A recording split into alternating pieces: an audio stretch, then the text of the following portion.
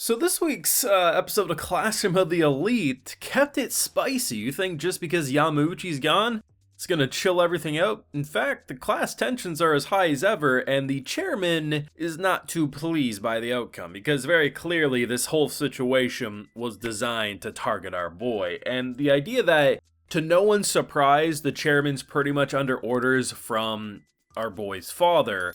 But I have to admit, the coldness of his demeanor did catch me by surprise, because I thought it would be funny. I'm just cracking some jokes because we literally confirm, I think, what most of us were thinking. I mean, I pointed it out, the theory was that the whole reason Yamauchi was targeted was because he tripped her at the start of the season. Turns out that's literally her entire purpose. And of course, she was going to use all of her class's positive points to protect Ayanokoji, because why would she want to eliminate Ayanokoji in a completely boring and dull way? So everything gets confirmed in a way that a lot of people were expecting, because the arc was very clearly progressing to a certain point. But I have to admit, the way that it gets confirmed so casually that, yeah, that little scumbag who tripped me, I didn't like his attitude, so he had to go. And the idea that the chairman walks down, and I'm thinking, oh, it'd be kind of funny if this man pushed her out of the way. Oh, he does worse. He drop kicks that goddamn cane, and our boy, recognizing okay, if I catch her, maybe it will get me a bit more on her good side, because if he can avoid drama, he's going to. And this man grabs him, chokes him up against the wall, and I'm like, damn.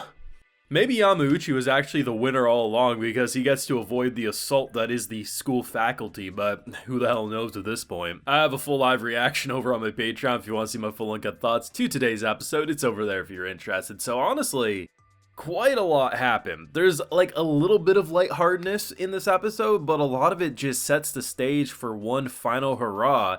And it's interesting because basically, once again, someone's designed to get eliminated. So we have these kind of captains per class, and to no one's real surprise, each of the captains that were selected have the the protection point that will prevent them from being expelled if push comes to shove. Because if memory serves, each of the person for each class that had the most positive points got one of those protection points. So I'm interested to see, because it's very much designed that they want to start cutting the fat. They want to start trimming that fat. And most importantly, Ayanokoji's father wants him back home. He wants him to stop messing around and trying to find out, right? That is his whole purpose.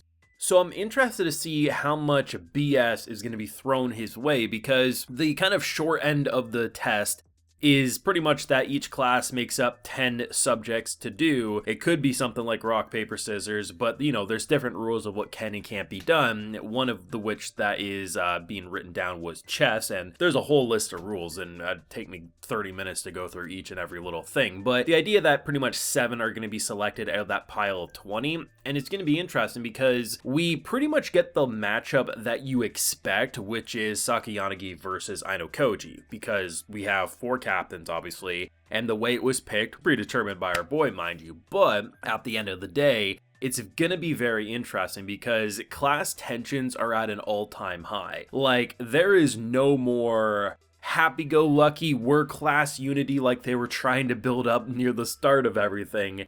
No, it's pretty much why the hell would this boring nobody Ayanokoji have the most protection points, the most positive points? Makes no sense. And if you put yourself in their shoes, this is a guy who for most of the anime and their class years has been nobody, and then around the track and field day event is when things started to kind of be well, maybe he's a little more talented than we gave credit to, and then in comes him with Mr. Popular.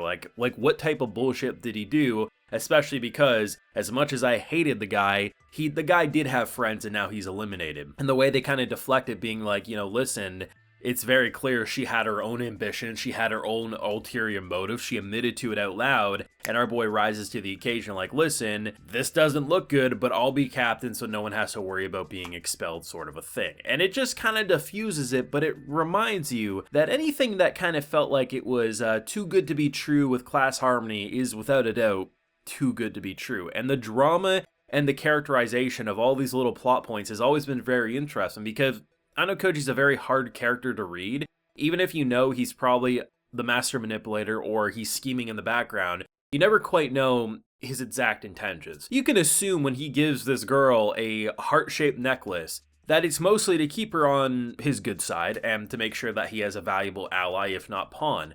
But a part of you is like, well, what if there is some genuine feelings there? Like, it's hard to tell for sure, because the longer someone spends with someone, even if they started out with, I'm using her for my end objective, you never know what type of stuff could occur.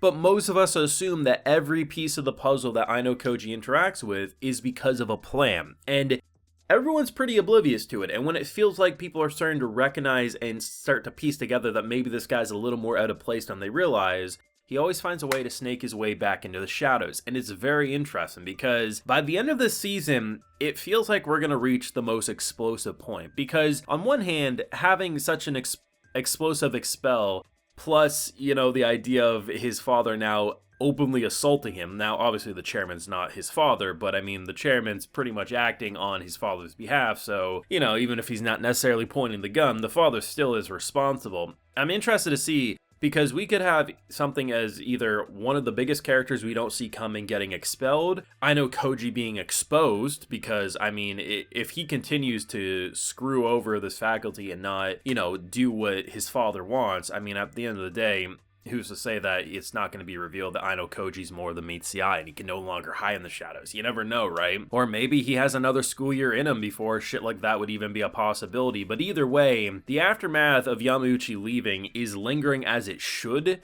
because of how much there was that harmony. Class presidents no longer being able to be positive, just done with the BS. Like, this school is not a pleasant place to be, and it's very much being reminded in moments like these. Now, I think in the source material, the assault scene was actually a hand around the neck, not the elbow. At least I saw a couple of people mention that before I got up here to make this video. I don't know if that's true. If it is, it is. To me, it still came across as assault, but, you know, the adaptation of Classroom of the Elite, as we've talked about multiple times, especially with Season 3, this is a universally criticized adaptation that continues to get more popular with each season. It's an anomaly in the anime world because usually when it's a quote-unquote poor adaptation, you know, it doesn't get more and more popular. But as also many source readers has pointed out, you know, if we, you know, adapted page for page, we would still be at like season 1 if in terms of content based on how many episodes it would take to adapt everything. As an anime only, I can only speak for myself. I like this episode quite a bit. I'm so glad Yamauchi's gone. I have no idea where we're going, but it's nice that we had a little bit of wholesome with, you know, Horikya's brother and Ayanokoji just kind of chilling for a minute after all the intensity, but that's just me. Let me know what you thought though down below, and any theories on the type of BS that Ayanokoji's father and this chairman are probably going to do to him. Let me know down below. Leave a like if you enjoyed, subscribe if you're new around here, of course ring that bell, and like I mentioned, we had that full live reaction over on my Patreon, and hey, while you're over there, I'll also give you a video shout out. So today we got Spectra,